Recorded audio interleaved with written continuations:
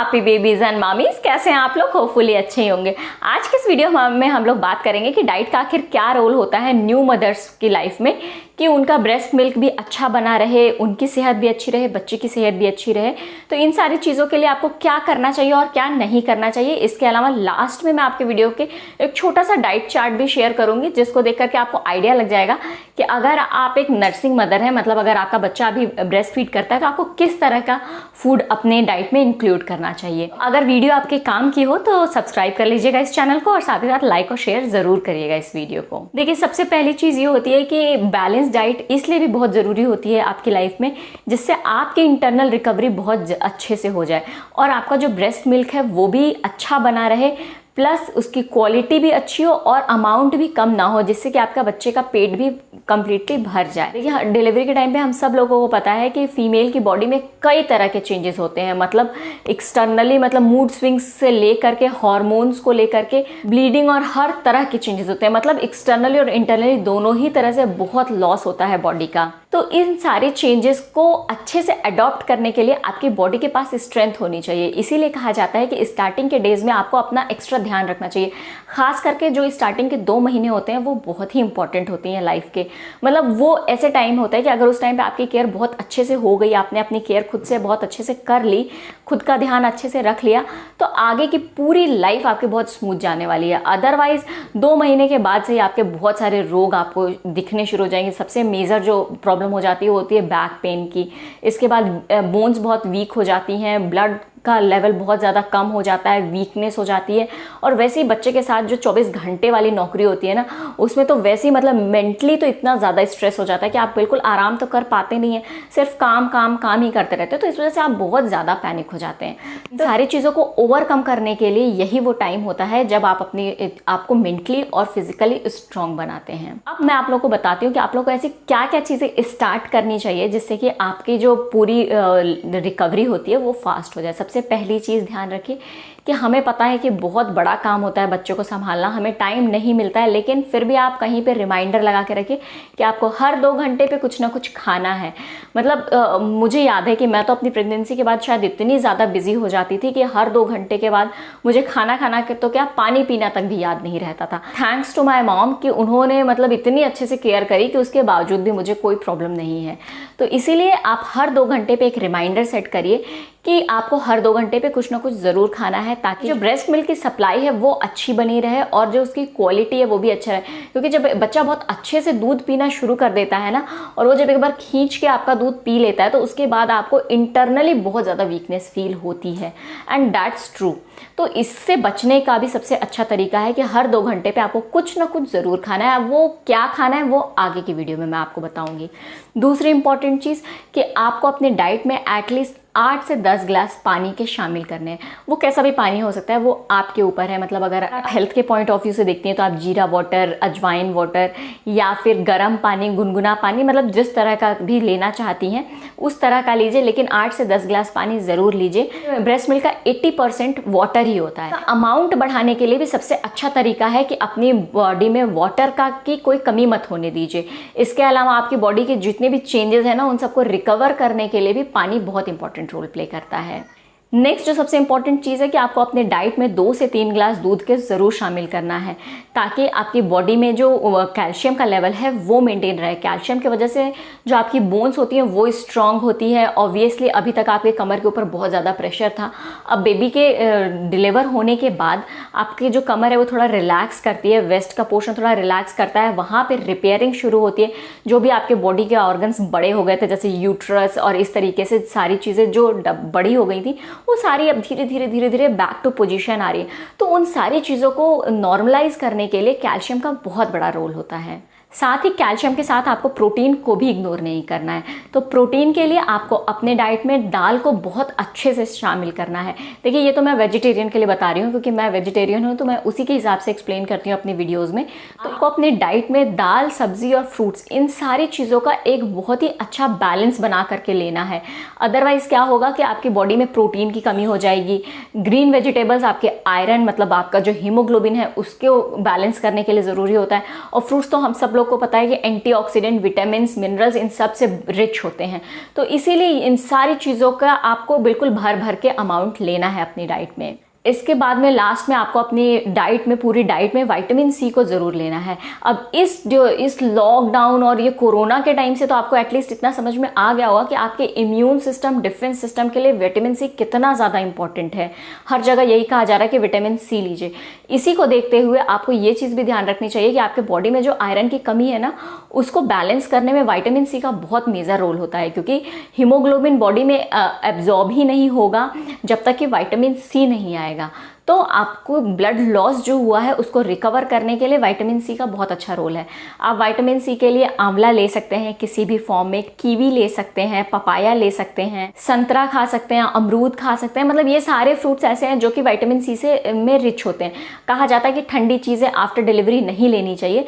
मतलब मैं इसमें पर्सनली बहुत ज़्यादा बिलीव नहीं करती, क्योंकि मैंने ये सारी चीज़ें ली थी। बस मेरी बेटी वैसे भी ठंड में हुई थी, तो इसलिए मैं ध्यान सिर्फ इस चीज़ का लेती थी कि मैं रात को ना खाऊँ वो सारी चीज़ें, दिन में खाऊं, मतलब जब धूप होती है, ताकि मुझे खांसी, कफ इस तरह की कोई चीज़ ना हो। क्योंकि ऑब्वियसली मेरी जो डिलीवरी है वो सी सेक्शन से हुई थी, तो सबको पता है ना कि स्टिचेस में थोड़े से प्रिकॉशंस लेने पड़ते हैं।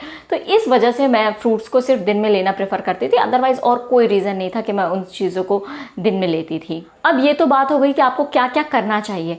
अब कुछ चीज़ें ऐसी भी होती हैं जिसको आपको बिल्कुल भी नहीं करना चाहिए। तो उसमें सबसे पहली चीज़ ये है कि आप कोई भी एडिशनल मेडिसिन मत लीजिए, खास करके डॉक्टर से बिना पूछे तो बिल्कुल मत लीजिए।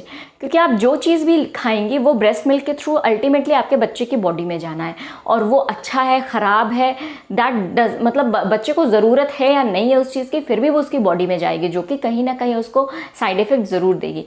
तो इसीलिए हमेशा कोशिश करिए कि बिना डॉक्टर के प्रिस्क्रिप्शन के लिए आप बिना डॉक्टर से पूछे हुए एक सर दर्द की दवा भी मत खाइए इस ड्यूरेशन में। सबसे इंपॉर्टेंट चीज़ कि आप स्पाइसी फूड को लेना इस टाइम पे थोड़ा सा अवॉइड करिए, क्योंकि बहुत ज़्यादा स्पाइसी फूड जो होता है ना, उससे पेट में एसिडिटी हो जाती है, या फिर गैस फॉर्म हो जाती है, या फिर जो हार्ट बर्न की प्रॉब्लम होती है, मतलब गला जलने लगता है, इस तरह की प्रॉब्लम होती है। आप जो भी चीज़ फील करेंगे बिल्कुल माइंड मेकअप करके चलिएगा कि आप जो भी चीज़ खाने के बाद फील करें ना, सेम चीज़ आपका बच्चा भी फील करेगा।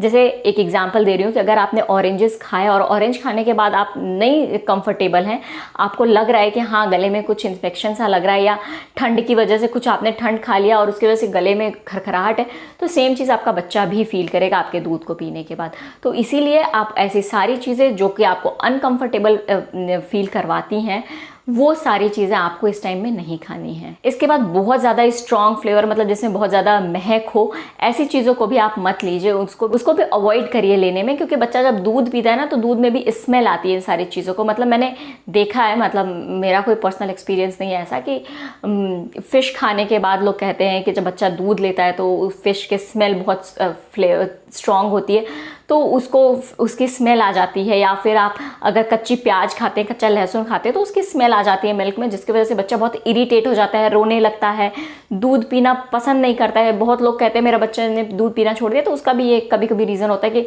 वो उस स्मेल को बियर नहीं कर पाता। क्योंकि आपको पता है ना कि बच्चा सिर्फ स्मेल ही करता है स्टार्टिंग के कुछ दिनों तक, तो जब वो स्ट्रांग हो जाती है स्मेल, तो बच्चा उस चीज़ को बियर अप नहीं कर पाता है, और फिर वो रोना स्टार्ट कर देता है, या फिर वो उस चीज़ से दूर रहना पसंद करने लगता है। तो इसीलिए कोशिश करिए कि ऐसे फूड आप मत खाइए जिसमें बहुत ज़्यादा फ्लेवर हो, या फिर जिससे गैस बने या एसिडिटी क्रिएट हो, इस तरह की चीज़ें। और इसके अलावा आपको दूर रहना है जो भी अल्कोहलिक चीज़ होती हैं या स्मोकिंग, इस तरह की चीज़ों से। इवन मतलब आप तो इतना भी कोशिश करिए कि आपके आसपास भी इस तरह की चीज़ें ना हो, क्योंकि बच्चों के ऊपर बहुत बैड इफेक्ट होता है इन सब चीज़ों का। अब मैं आपको एक छोटा सा डाइट चार्ट एक्सप्लेन करती हूँ कि एग्जैक्टली आपको किस तरीके से अपने पूरे दिन के खाने पीने के रूटीन को सेट करना है। देखिए, सबसे पहले आपका मॉर्निंग आपकी जितने बजे भी स्टार्ट होती हो, मैं एक एग्जांपल लेकर के चल रही हूँ कि मान लीजिए आपकी मॉर्निंग 7 बजे स्टार्ट होती है, तो जब 7 बजे आप उठते हैं तो उठते ही आपको सबसे पहले ड्राई फ्रूट्स खाने हैं। अब ड्राई फ्रूट्स में जैसा मौसम है उसके हिसाब से, जैसे अगर सर्दियाँ हैं तो भर भर के आप ड्राई फ्रूट्स खा लीजिए, और अगर गर्मी है तो आलमंड्स खा सकते हैं, वॉलनट्स खा सकते हैं। मतलब ये सारी चीज़ें बहुत ज़्यादा गर्म नहीं होती हैं, प्लस आपके डाइजेशन को भी इम्प्रूव रखती हैं।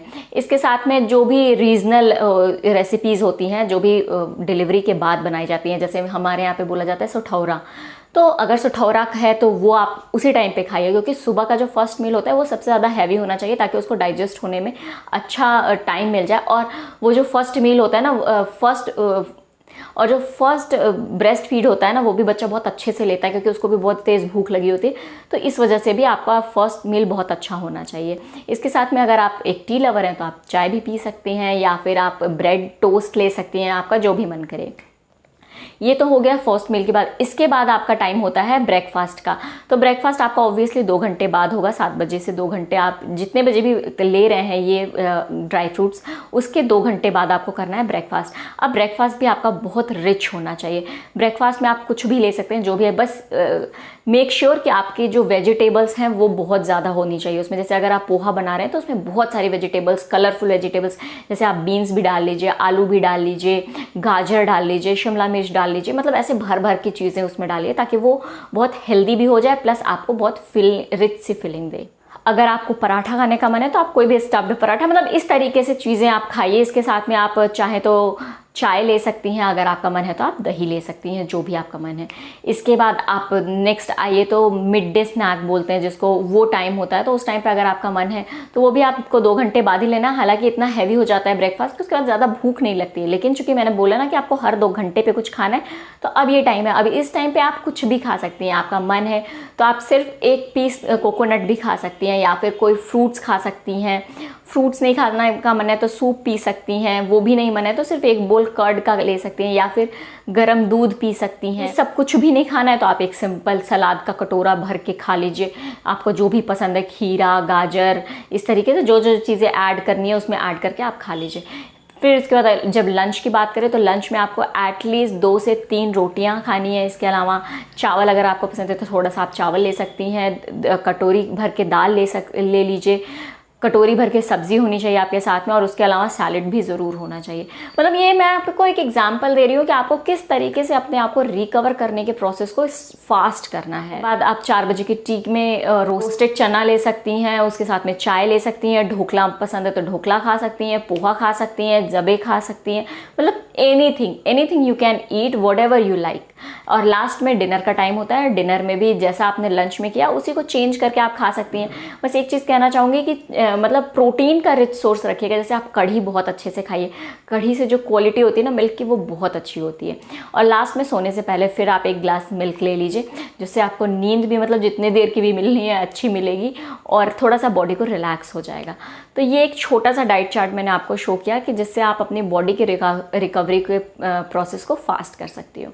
उम्मीद करती हूँ कि ये सारी इन्फॉर्मेशन आपको पसंद आई होगी। अगर आई होगी तो लाइक करना बिल्कुल मत भूलिएगा, क्योंकि मैं उसको देखती रहती हूँ कि कितने लोगों ने लाइक किया इस वीडियो को।